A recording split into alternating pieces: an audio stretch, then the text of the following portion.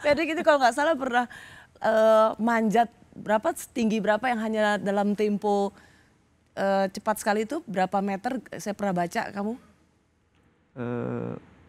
Ini rata-rata dindingnya 15 meter. 15 meter. 15 meter. Betul. Iya. Dan Fredrik kemarin di babak kualifikasi dia memecahkan rekor dunia awal. Dan sering sekali Fredrik itu memecahkan rekor dunia. Nah, tapi ya terus balap-balapan sama pembalap lain, sama atlet lain. Bahkan kadang-kadang sama sesama atlet Indonesia. Ya. Nah, jadi mereka, saya ngelihatnya seru sekali. Dan mereka juga, saya lihatnya juga bersahabat tapi bersaing. Berkompetisi secara sehat, Fredrik ya. Yeah. Tapi juga tetap bersahabat. Bahkan dia ketika Fredrik masuk ke babak berikutnya untuk bisa masuk ke Olimpiade dan dia yang dapat tiket, dia mendedikasikan kemenangannya itu untuk dua sahabat dia, Aspar Jailolo sama Kiromal Katibin. Tapi Mbak Yeni sendiri merasa terbebani nggak bahwa panjat tebing harus dapat medali emas? Bukan terbebani ya, harapan, doa, semua itu bukan terbebani ya Driki sebetulnya ya, itu ke mimpi kita semua.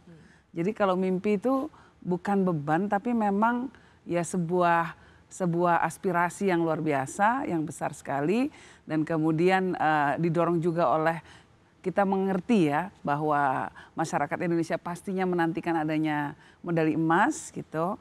Nah, yang hebatnya sosok Fredrik itu seolah-olah bisa bertanding tanpa beban. Dia dengan penuh ketenangan itu. Itu kenapa Fredrik? Mbak Yeni selalu bilang bergurau tentang kamu, Fredrik ini adalah orang yang selalu tampangnya lempeng. Mau ngapain aja pokoknya tampangnya lempeng aja. Bisa senyum kok Mbak Yeni. Bisa banget. Apa menurutmu yang membuat kamu selalu tenang dalam berbagai kompetisi? Yang membuat saya tenang itu sebenarnya banyak doa dan dukungan gitu.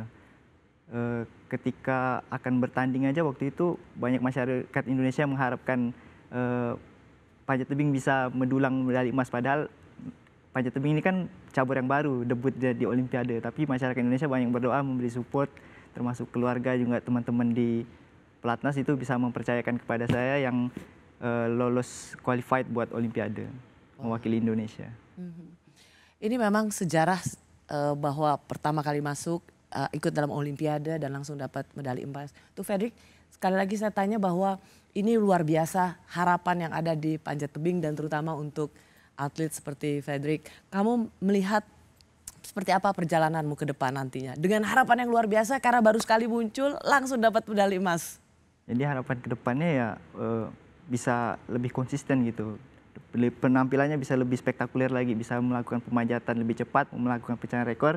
Kemudian ada event yang besar juga nanti di Los Angeles 2028 dan itu salah satu target panjat tebing Indonesia untuk bisa bawa medali emas dan juga minimal ya menjaga konsistensi lah penampilan. Dan kalau saya yakin Fredrik bisa karena memang dia terus ya kurvanya itu terus saja meningkat. Nah, kalau ada beberapa teman-teman atletnya ada yang begini-begini gitu ya. Fredrik terus bagus, stabil. Makanya yang kita katakan selalu menjadi andalan kita. Nah, kalau Fredrik main itu biasanya kita agak tenang. Karena kita bisa berharap pada Fredrik. Harapan yang luar biasa untuk untuk para atlet, betul. Teristimewa untuk Fredrik Leonard. Dan terutama Mbak Rosi karakternya dia sendiri kan memang dari dulu. Kita tadi kedatangan ayah ibu Fredrik ya, terus ngobrol-ngobrol. Fredrik dari kecil memang sudah sangat disiplin, punya self disiplinnya kuat sekali.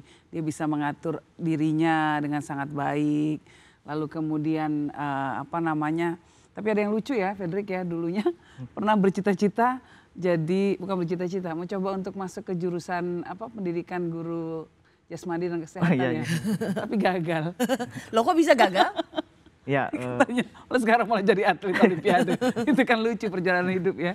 Mau jadi guru olahraga pendidikan jasmani, gagal malah jadi juara Olimpiade. Nah itu ada cerita lucunya. Itu yang bilang gagal siapa? Sekolah? Enggak, jadi waktu itu kan kalau waktu pendaftaran kuliah itu kan dikasih 2 opsi, mau pilihan pertama, pilihan kedua. Terus karena ya mungkin seleksi dari universitasnya sehingga saya lolos di PGSD itu. Guru SD. Guru SD, pendidikan Jadi guru ngajar sekolah. anak-anak SD. Jadi Fredrik tuh punya kemampuan itu juga. Jadi kalau ada keponakannya yang mau diajarin SD sama Fredrik, bisa dia kemampuan lainnya itu gitu. Ini adalah dari sejak kecil seorang Fredrik adalah seorang anak yang dari dulu sudah ingin menjadi atlet panjat tebing, betul ya? Meskipun orang tua nggak setuju. Dan apapun dilakukan oleh seorang Fredrik sampai bikin sendiri alat Ya, supaya bisa belajar manjat sendiri sampai segitunya. Jadi umur berapa seorang anak itu punya clear vision, punya tahu apa yang dia mau jadi atlet panjat tebing. Itu umur berapa Fredrik? Itu berbeda-beda ya tiap individu, tapi kalau untuk saya secara pribadi mungkin di usia 8 tahun udah punya pandangan seperti itu karena 8 tahun? 8 tahun, karena memang udah banyak model di luar negeri yang jadi percontohan lah gitu. Bisa menjadi atlet yang berprestasi di usia muda. Wow, anak 8 tahun udah cari atlet luar negeri. Nonton apa kamu waktu kecil 8 tahun? Saya sih sering lihat-lihat itu atlet-atlet yang semua cabang olahraga. 8 tahun? Memang dia suka olahraga, sangat minat olahraga ya Fredrik ya. Jadi memang kemudian ya fokusnya jadi banyak mencari referensi tentang olahraga. Jadi di akhirnya luar sana. ketemu panjat tebing.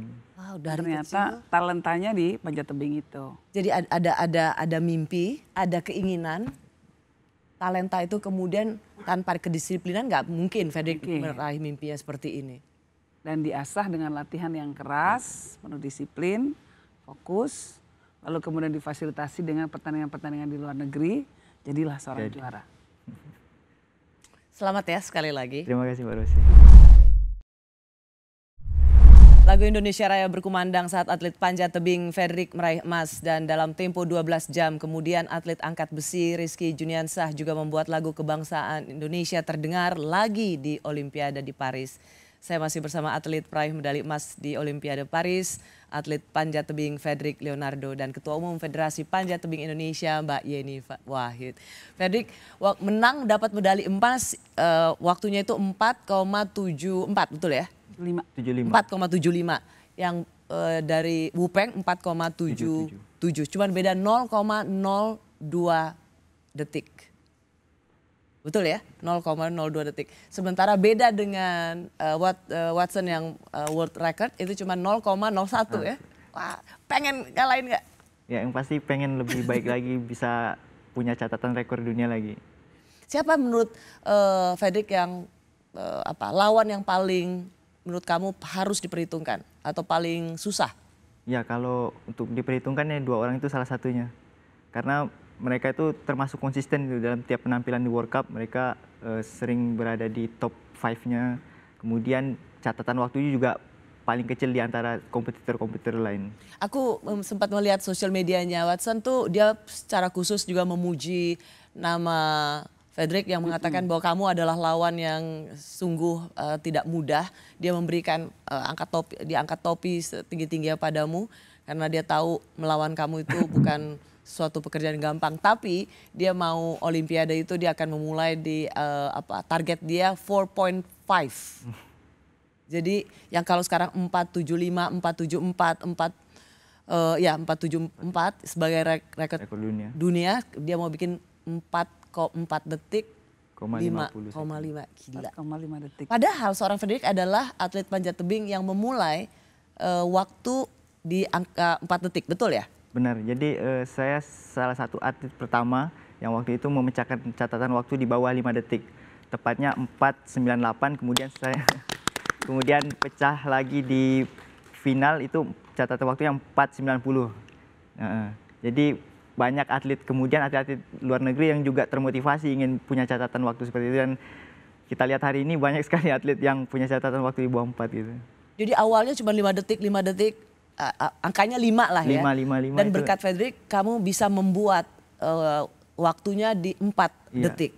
Sebenarnya itu juga challenge juga, ada suatu brand sepatu yang memang men-challenge, wah siapa yang bisa memecahkan catatan waktu di bawah 5 detik 4.99 itu jadi kayak motivasi buat saya jadi orang yang pertama, dan alhamdulillah bisa kesampaian gitu. Wah, manusia sepatu luar negeri loh Mbak. Brand sepatu luar negeri. Jadi dia taruh nomor serinya 4,99. Tantangan buat semua atlet. Sama Fredrik 4,90 dong, langsung dikalahkan. Wow. Beat the challenge. Wow. Gila.